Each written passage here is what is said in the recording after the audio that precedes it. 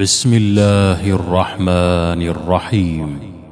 قل أوحي إلي أنه استمع نفر من الجن فقالوا إنا سمعنا قرآنا عجبا يهدي إلى الرشد فآمنا به ولن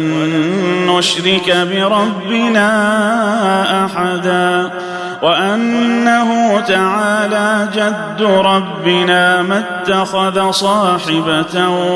ولا ولدا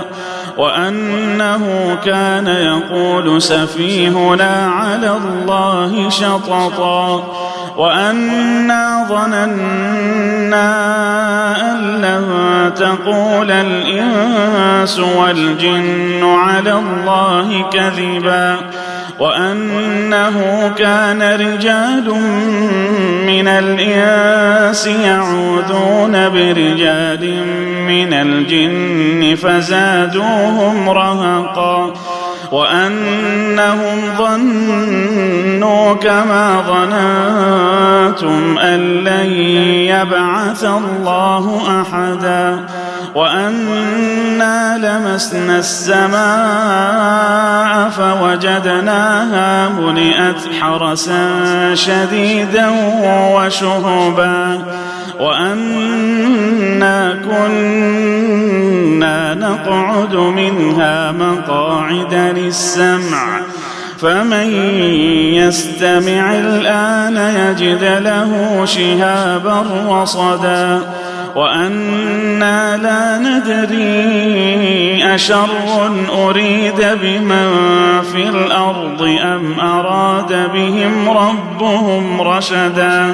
وأنا منا الصالحون ومنا دون ذلك كنا طرائق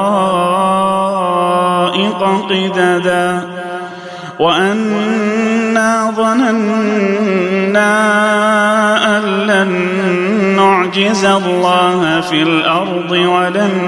نعجزه هربا وأنا لما سمعنا الهدى آمنا به فمن يؤمن بربه فلا يخاف بخسا ولا رهقا وأنا منا المسلمون ومنا القاسطون فمن أسلم فأولئك تحروا رشدا وأما القاسطون فكانوا لجهنم حطبا وأن لو استقاموا على الطريقة لأسقيناهم ماء غدقا لنفتنهم فيه ومن يعرض عن ذكر ربه يسلكه عذابا صعدا وأن المساجد لله فلا تدعوا مع الله أحدا وأنه لما قام عبد الله يدعوه كادوا يكونون عليه لبدا قل إنما أدعو ربي ولا أشرك به أحدا قل إني لا أملك لكم ضرا ولا رشدا قل إني لن يجيرني من الله أحد ولن أجد من دونه ملتحدا إلا بلاغا من الله ورسالاته ومن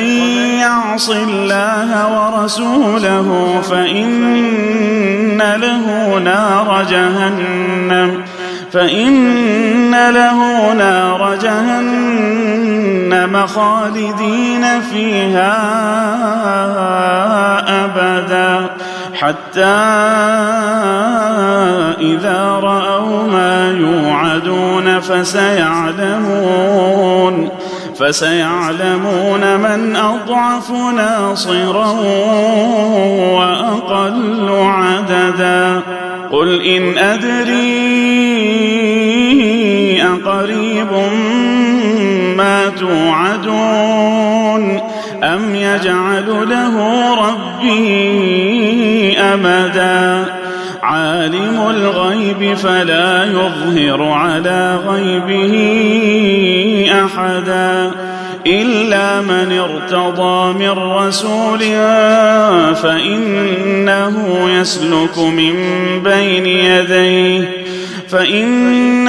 يسلك من بين يديه ومن خلفه رصدا ليعلم أن قد أبلغوا رسالات ربهم وأحاط بما لديهم وأحصى كل شيء عددا.